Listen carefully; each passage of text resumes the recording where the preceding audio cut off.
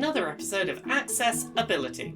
It's a show on YouTube where I talk about the video game industry, accessibility and representation. Basically, how can we help more people to play games and more people to see themselves in the games they play? About a week before I record this video, I received a retail unit of the Xbox Series X for review. Thank you very much to Microsoft who sent me one, didn't have to pay for it for work purposes. I cannot tell you much about the console right now. I did an unboxing video for the console that went up earlier today. You can see that on YouTube. I've left a link in the video description. I can't really tell you anything about the console itself because of NDAs and embargoes that will lift at some point, but I can talk about the process of unboxing the system, and that's kind of what I'm going to be talking about today. Microsoft as a company have been making pretty big strides over the last few years in incorporating disabled accessible tech into their packaging, and it's most apparent in their products that are designed specifically for disabled players. They're not using it across the board to its fullest effect, but they are doing better than their competitors, and I want to stress that. I think that every step they are making is a positive one, even if there are some things I'd like to see them do more broadly. So, today we're going to look at how Microsoft is making it easier than ever for disabled players to, without assistance, open up their disability-focused gaming peripherals. And we're going to look at the Xbox Series X. We're going to look at what it is doing right in this regard, and the things that it isn't doing, and that it could perhaps be doing to make its packaging more accessible to disabled players. So, let's start a little over 2 years ago, back in September of 2018. Microsoft released a gaming peripheral called the Xbox Adaptive Controller, a modular controller base that players could plug first and third-party peripherals into, designed to help disabled players play more comfortably and effectively. It certainly wasn't the beginning of custom controllers for disabled gamers, but it was perhaps the biggest push we've seen from a major publisher to make a modular controller mass-produced and more affordably accessible. Microsoft created the Xbox Adaptive Controller with support from Special Effect, a charity focused on helping disabled gamers find ways to be able to game. A lot of their bread and butter is creating custom controllers, and they're very tuned in on the needs of disabled gamers. When unboxing an Xbox Adaptive Controller, it's very clear that a lot of thought was put into the controller's packaging by Microsoft and Special Effect. Rather than traditional packaging stickers, which sit flush to the packaging and require fine motor control to peel up at the edges, or the use of scissors or other blades to cut through, the Xbox Adaptive Controller exterior packaging features packaging stickers connected to larger loops. These loops are not stuck down to the packaging, making them easy for players to grab and get a grip on without fine motor control. These loops make peeling off packaging stickers much easier for many disabled players. From there, the exterior box of the Xbox Adaptive Controller features a fabric loop, which again can assist disabled players, and those with fine motor control issues, having an easier time opening the box.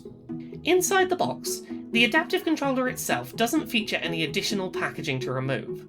The Adaptive Controller doesn't require unwrapping, and the cardboard instructions underneath it feature a large cardboard loop, making it easier to pick up for users with fine motor control disabilities.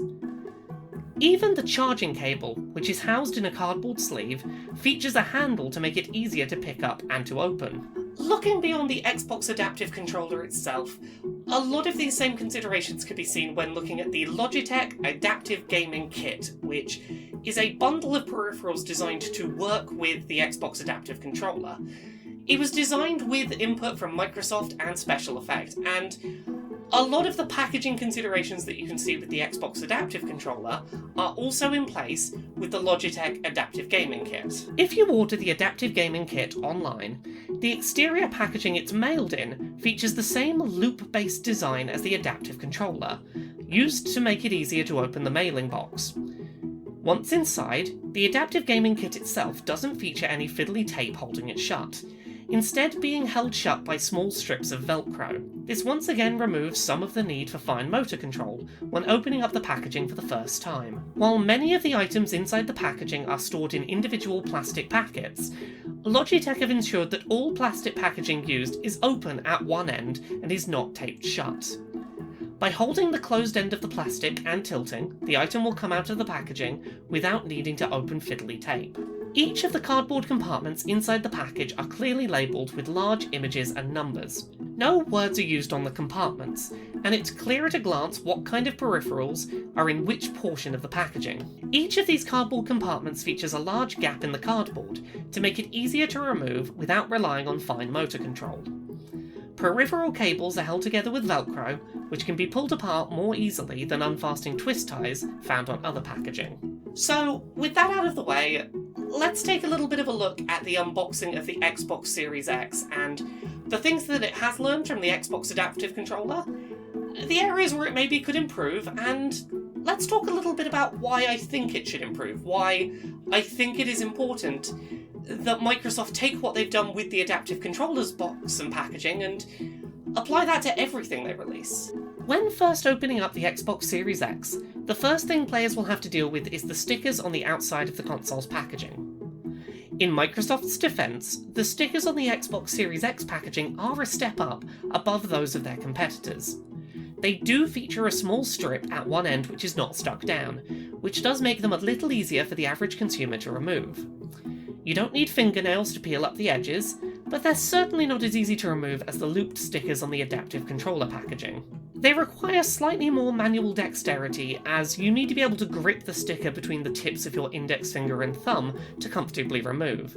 It's a step above the competition, but a step below what they do with their disability-focused peripheral packaging. Additionally of note, the Xbox Series X retail box features these stickers on 3 different sides of the console, requiring repeated lifting and rotating of the console's large and heavy box, compared to the single-side seal solution of the Adaptive Controller.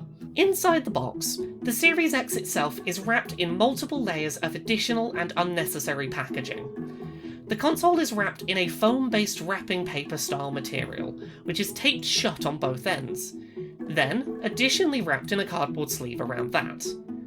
While for many this will not be an issue, the console does need 2 hands and an amount of finger dexterity to be easily removed from those layers of packaging. For some more points in Microsoft's favour, some paper instructions in the Xbox Series X box do feature a large loop, to make them easier for disabled players to pick up, if they find small movements with their fingers difficult. Microsoft has included some of their design elements from the Adaptive Controller packaging in the packaging for the Series X, but they have not done so consistently. The cardboard compartment at the back of the box does feature a decently sized hole to make it easier to open up, and the cables for the console are held in place by tape that features an easy-to-peel strip to make them easier to open up compared to cable ties. The new Xbox Series X controller is wrapped up in foam packaging, which has its open end taped shut. This could have been left open on that end and been easier for disabled players, or simply left loose in its compartment in the Series X box. I absolutely love that when Microsoft releases a disability-focused peripheral, they make sure that its packaging is 100% as accessible as possible. They put multiple steps in place to prioritise ease of access to the product in the packaging, and I think that's fantastic, but I'd love to see that expanded to things like the console itself, because if you're a disabled player who's buying an Xbox controller, there's a good chance you're also buying an Xbox to play it with, and I would love to see that same completely accessibility-focused design applied to things like their consoles, because your disability peripherals are not the only part of your ecosystem being purchased by disabled players. You've put the research into knowing what works and what helps and how to make the things that are accessible. Just use those on all your products.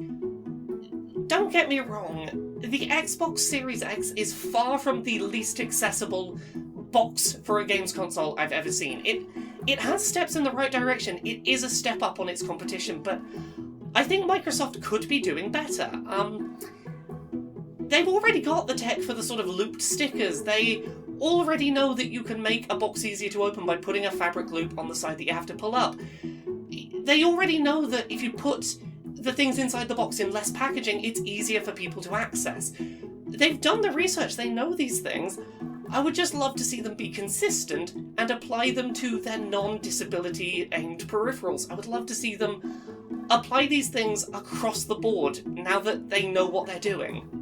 As I said before, the Xbox Series X packaging is a definite step in the right direction and a definite step up on its competitors.